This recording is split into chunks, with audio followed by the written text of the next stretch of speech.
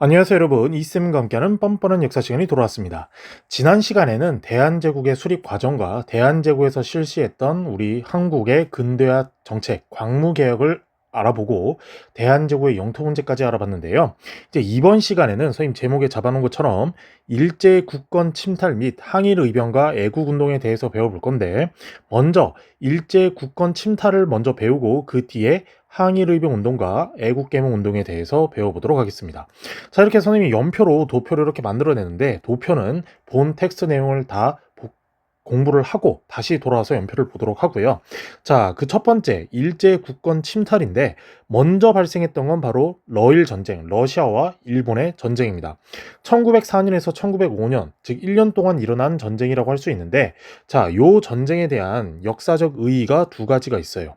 하나는 뭐냐면, 미국과 영국의 지원으로 승리한 일본은, 그러니까 일본은 원래 원초적으로는 러시아를 이길 수가 없었는데, 미국과 영국의 지원으로 승리한 일본은 한국에 대한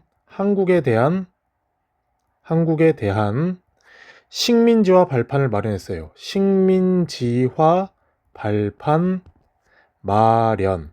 그리고 또 한 가지의 이 방금 말한 거는 한국 사적에 대한 의의라면, 두 번째 세계 사적에 대한 의의는 바로 이 러일 전쟁은 20세기 최초의 국제전이에요. 20세기 최초의 국제전이자 산업화 이후 우리 1860년 산업혁명이 일어났다 그랬죠. 산업화 이후 국가의 경제력이 전쟁의 승패 좌우, 즉 최초의 국제전인 동시에 산업화 이후 국가의 경제력이 전쟁에서의 이기느냐 지냐를 결정하는 굉장히 중요한 요인이 되었다라는 이야기예요. 자, 이렇게 러일 전쟁은 왜 일어났냐면, 저번에도 말했듯이 조선을 둘러싼 러시아와 일본의 대립이 심화되는데, 그 원초적 계기를 만들어낸 게 러시아의 용안포에다가 군사기지를 설치하려고 했다라는 얘기예요. 바로 용안포가 지도에서 보면 바로 선생님이 요 표시한 요 지역인데, 여기에다가 군사기지를 설치하니까 일본 입장에서는 긴장하는 거예요. 왜? 1876년 조일소 조교, 이른바 강화도 조약을 할 때도 일본이 부산과 인천과 이 원산을 각각 개항지로 설정한 이유는 러시아를 견제하기 위함이었는데, 러시아가 이제 대놓고 블라디보스톡, 연해주 지역에서 이 용안포 지역까지도 온다고 하니까 긴장이 되는 거죠. 그러는 와중에 우리 대한제국, 고종의 대한제국은 중립화를 선언해요. 야, 우리 한국은 러시아건 일본이건 우린 너희 신경 안 쓴다. 제발 너네끼리 싸울 거면 나가서 싸우라고 했지만, 일본의 특기죠. 청일전쟁 할 때도 마찬가지로 일본, 러시아를 선제 공격을 해요. 거기다가 아까 선생님이 서두에 말했듯이 미국과 영국은 러시아를 견제하려고 일본을 지원해줬단 말이에요. 왜? 미국과 영국은 당시 중동 이쪽 그 중앙아시아 지역에 독일을 견제하는데 몰빵하다 보니까 이 극동 지역에서 러시아를 막을 세력이 조금 손이 부족했나 봐.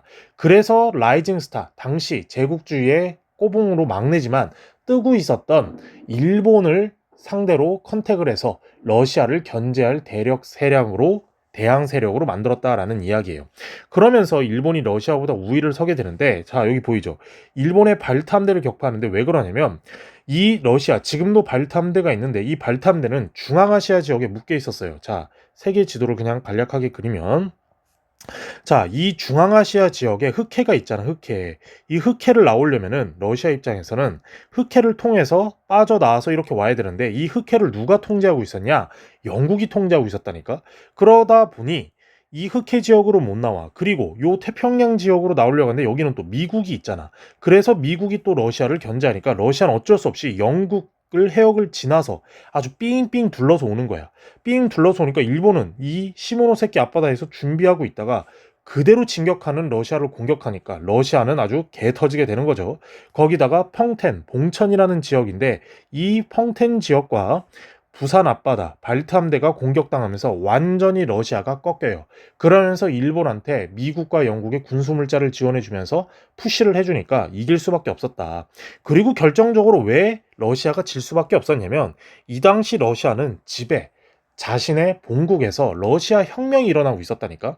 즉 러시아 혁명의 시발점이 되는 바로 피해 일요일 사건, 이런 식으로 이런 내부 반란이 너무 일어나니까 외부에 대해서 신경 쓸 겨를이 없었다 이거예요. 그래서 결국에 일본의 승리로 무슨 조약을 체결하게 되냐면 바로 포츠머스 조약을 체결하게 돼요.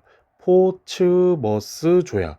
이 포츠머스 조약을 체결하면서 러시아는 한반도에서 철수를 하는 동시에 여순, 대련, 요동, 사할린 남부를 일본에 할양해주는, 즉 넘겨주는 게 되는데, 바로 요 만주 일대와 포함해서 일본에 보면 일본의 홋카이도 위에 보이는 그 넓은 북쪽 땅 있죠.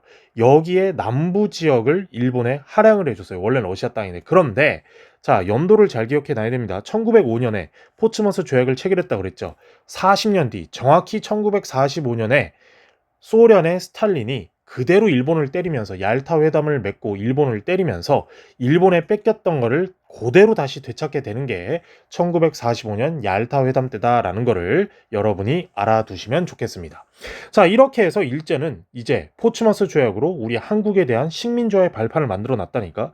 그러면서 이제 본격적으로 우리 조선, 한국에 대해서 침략 과정을 벌이게 되는데, 그 첫 번째가 바로 러일 전쟁 일어나기 전에 먼저 영일 동맹이라고 해서 영국과 일본이 동맹을 맺어. 1차는 1902년, 2차는 1905년인데 이런 식으로 영국과 동맹을 맺으면서 일본은 대한제국을 지배하고 영국은 인도 지배를 인정하는, 즉 서로 나눠먹기 거래를 한 거다라고 이해를 하시면 되겠습니다. 그러면서 또 한 가지 체결한 게 뭐냐? 바로 한일의정서라는 조약이에요. 한일의정서, 이게 굉장히 중요한 첫 스타트라고 할 수가 있는데, 한일의정서가 왜 중요하냐면, 자 먼저 써볼게요. 대한제국의 정치, 군사, 그리고 외교권에 대해서 자주권을 제한한다는 거예요. 외교권을 제한한다. 즉 다시 한번 써볼게요. 자, 대한제국의 정치, 군사, 외교에 대한 자주권, 우리 스스로 독립국가니까 우리 스스로 해야 된다는 것을 제안했다라는 이야기야. 왜 그러냐? 대한제국의 군사적 요충지, 지금도 용산, 미군이 기지로 활용하다가 이제 우리나라 지난 윤석열 정부 때 반환을 해줬죠. 그래서 대통령실이 용산에도 있었죠. 그러면서 정치 군사적 간섭을 합리화하기 위한 이런 식의 밑밥 발판을 마련해놨다라는 이야기인데, 자 밑에 사료를 볼게요. 자, 한일 의정서 이렇게 나와 있죠. 자, 어디가 중요하냐? 대한제국 정부는 대일본 제국 정부의 행동이 용이하도록 충분한 편의를 제공할 것. 그리고 일본 제국 정부는 이런 목적을 달성하기 위해 전략상 필요한 지점을 수시로 이용할 수 있다. 즉, 일본 지네가 판단했을 때 중요한 지점은 우리가 알아서 판단해서 쓸 테니까 니네 대한제국, 한국 정부는 무조건 허락해라 라는 이야기예요. 바로 요 전략상 필요한 지점이 바로 어디냐? 바로 지금의 용산, 대통령실이 있었던 용산이었다라는 이야기입니다. 자, 다시 올라가서 한일 의정서를 체결하고 나서 1904년 8월, 즉 6개월 뒤에 뭘 맺게 되냐면 1차 한일 협약을 맺게 해요. 1차 한일 협약을 맺게 되는데, 이건 뭐냐? 바로 고문 정치라고 할 수가 있어요. 고문 정치. 몸에 위해를 가하는 고문 정치라는 게 아니라, 재정은, 즉 나라의 돈줄은 일본인 재정 메가타가 책임을 지고, 외교 부분은 친일파 미국인, 친일파였던 미국인이지만 친일파였던 스티븐스를 외교 고문으로 임명을 해서 우리나라에 대한 자주 독립국인 걸 무시하고 내정을 간섭하기 시작했다라는 이야기예요. 그래서 결과적으로 이건 뭐냐? 고문 정치를 다시 써볼게요. 자, 선생님 판서하는 게 좀 익숙치가 않은데, 자, 일제 고문 정치인데, 이 고문 정치가 뭐냐면은 고문 정치를 통한 한국에 대한 내정 간섭 심화예요. 즉 말은 우리가 너희보다 전문적이고 더 선진국이니까 고문 어드바이서 조언자를 배치해 줄게. 그러니까 우리 말대로 해라는 건데, 결과적으로는 친일파 일본인들을 꽂아놓고 우리나라에 내정을 간섭하겠다라는 이야기예요. 거기다가 1년 뒤 이른바 가스라 테프트 밀약이라고 해서 가테 밀약이라 그러는데, 영일동맹이랑 똑같아. 일본은 한국을 지배하고 미국은 필리핀을 지배하는 걸 서로 인정해서 우리 나눠먹기 하자라는 건데, 이 내용은 결과적으로 뭐냐? 제국주의 열강 간의 제국주의 열강 간의 나눠먹기 거래예요. 나눠먹기 거래. 즉 일본은 한국을, 미국은 필리핀을 우리 서로 나눠 먹으면서 우리 인정하자라는 식으로 하기 때문에 굉장히 위험한 조약이었고 우리나라는 여기에 알지도 못했다. 자, 그리고 이제 1905년 11월 4개월 뒤에 바로 그 유명한 2차 한일협약이라고도 하는데 바로 을사늑약을 체결해요. 왜 선생님이 늑약이라고 하느냐? 강제적으로 체결했다라는 이야기야. 강제적으로. 그래서 굉장히 우리나라의 외교권을 빼앗는 굉장히 아주 중요한 사건인데, 자, 1차 한일협약도 중요합니다. 고문정치, 핵심은 고문정치고, 자, 을사늑약은 대한제국의 외교권을 강탈해요. 외교권을 강탈하는 동시에 뭘 만드느냐? 바로 조선 총독부의 전신이 되는 바로 통감부라고 하는 것을 만들게 된다라는 이야기입니다. 자, 통감부가 바로 이 조선 총독부의 전신이고 이토 히로부미 2등 방문이라고 하죠. 안중근한테 암살당한 이토 히로부미가 설치하게 만들어요. 그러고 인해서 외교권을 뺏기자 을사의병이 발생하고 우리나라의 주권이 뺏긴 거 마찬가지이기 때문에 황성신문에 시일야 방성되고 나 오늘 목 놓아 우노라라는 뜻이에요. 장지연이라는 사람이 쓴 일종의 사설인데 이 장지연도 나중에 친일파로 변절되게 된다라는 겁니다. 자, 그러자 이 을사늑약을 체결하게 되는데 밑에 조약들을 한번 사료들을 보고 갈게요. 먼저 1차 한일협약 우리 아까 배웠었죠. 바로 이른바 고문정치라고 할 수 있는 건데 몸에 위해를 가하는 게 아니라 어드바이서, 친일파를 꽂아놓고 내정 간섭하는 핵심은 뭐냐? 여기 보이죠? 일본 정부가 추진한 일본인을 재정 고문으로 삼아 대한 정부에 용빙하여 재무에 관한 사항은 일체 다 일본인 재정 고문이 하겠다.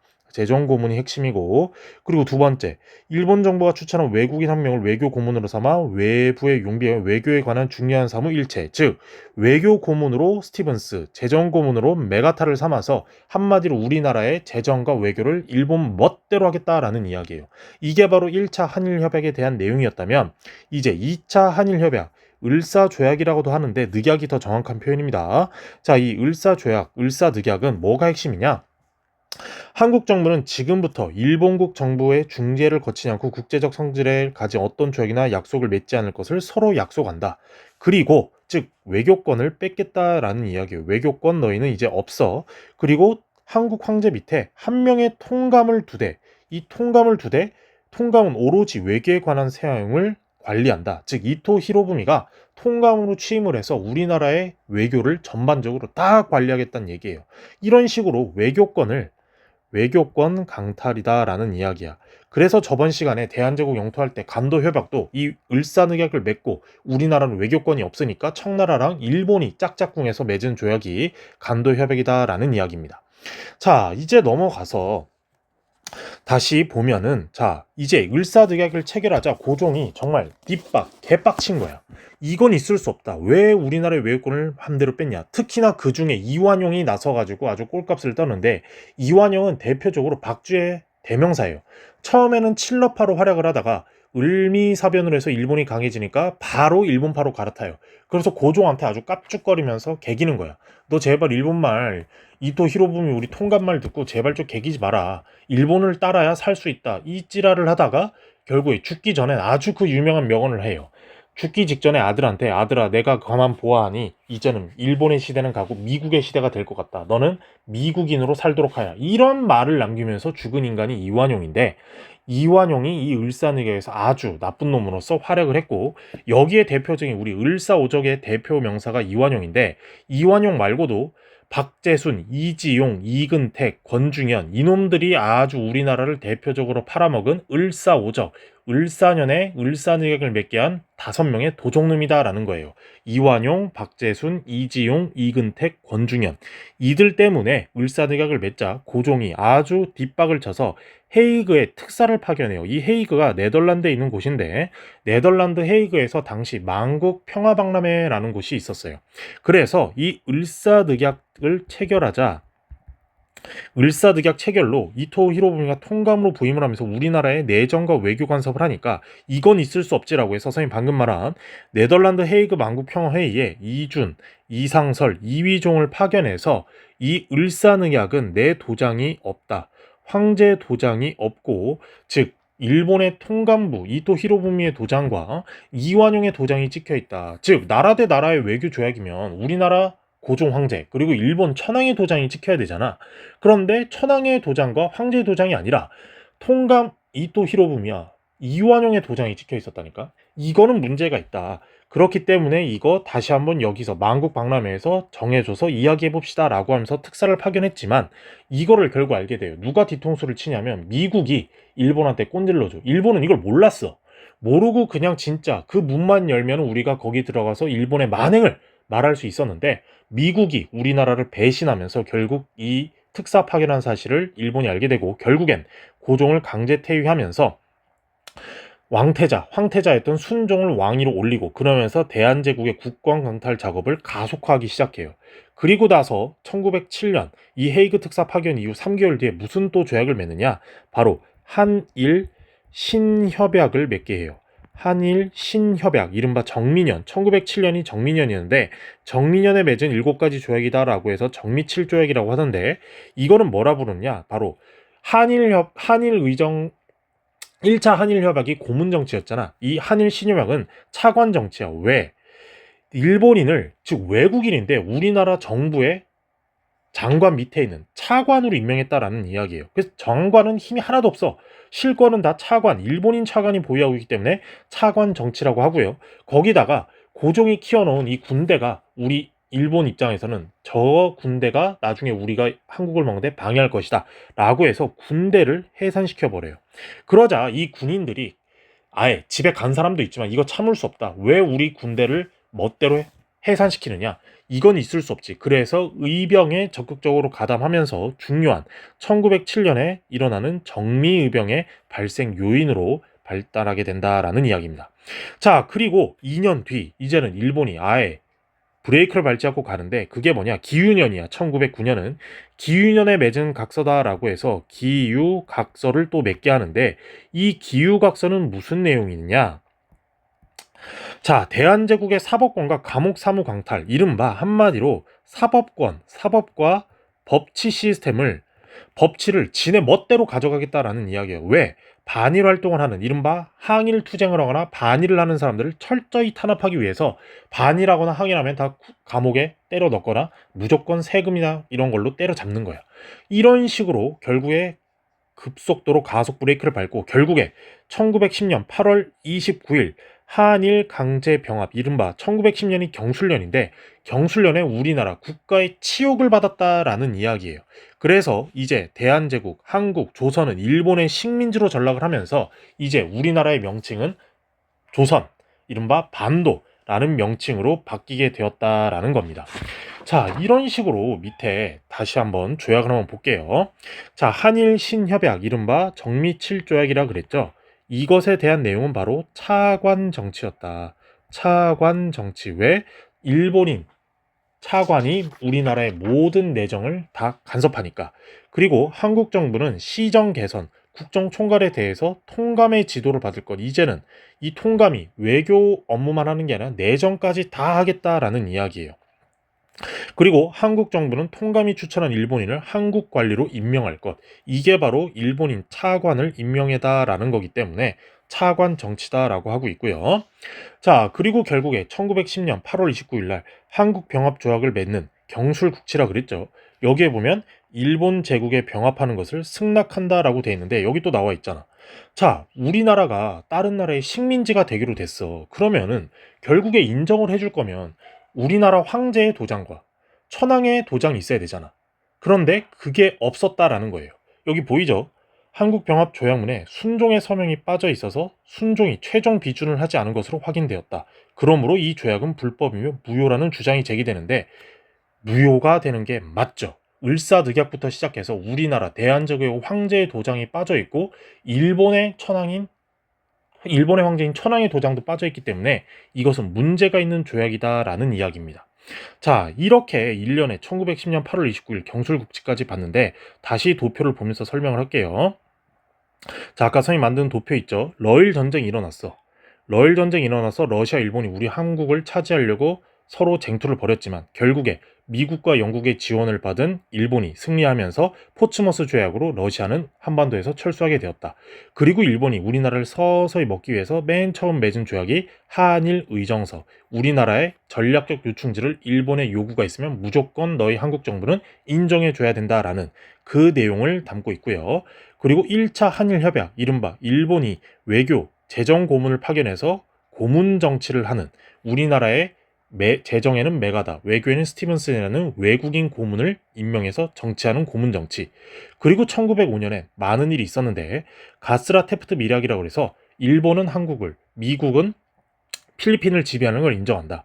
그리고 2차 용일 동맹, 일본은 한국을, 영국은 인도를 지배하는 것을 서로 인정한다. 그리고 아까 말했던 포츠머스 조약, 러일 전쟁에서 이겼던 이 조약으로 미국, 영국, 러시아가 모두 일본의 한국 지배를 인정하게 되었고, 1905년 11월 이른바 을사늑약이라 불리는, 강제적으로 우리나라에 조약을 맺어서 우리나라의 외교권을 뺏기고 나는 동시에 조선 총독부의 전신이 되는 통감부를 만들게 되는 조약. 그리고 이 조약도 아니지, 이 강제 협정으로 인해서 고종이 헤이그의 특사를 파견했지만 미국의 배신으로 고종이 강제 퇴위하고, 일본은 가속도로 우리나라의 식민지를 만들기 위해서 맺은 1907년 정민년에 맺은 7가지 조약, 또 다른 말로 한일 신협약을 통해서 이제는 통감이 한국의 행정권을 장악하는 동시에 일본인 차관을 임명해서 차관이 실권을 가지고 있는 차관 정치를 하다가, 그리고 1909년 기유년에 각서를 통해서 우리나라의 사법권과 감옥사무, 이른바 법치 시스템을 완전히 장악하면서 반일 활동을 철저히 탄압하는 이른바 기유각서를 체결했고요.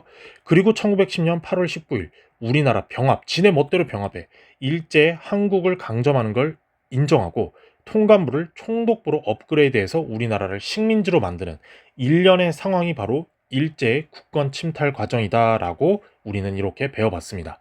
그래서 일제는 이제 우리를 식민지로 만들었고 이제 우리는 일본의 식민지로 떨어졌잖아. 그에 대한 저항, 이른바 항일 의병 운동과 무력적인 투쟁하지 말고 우리 교육과 산업, 실력으로서 일본에 저항하자라고 불리는 애국계몽 운동에 대해서 다음 시간에 배워볼 거고요. 이번 시간은 일제 국권 침탈에 대해서 배워봤습니다. 다음 시간에 다시 한번 말하지만 항일 의병 운동과 애국계몽 운동에 대해서 배워보도록 하고요. 오늘 시간은 여기서 마치도록 하겠습니다. 좋아요, 구독, 알림 설정 해주시고요. 다음 시간에 더 재밌는 수업으로 찾아오도록 할게요.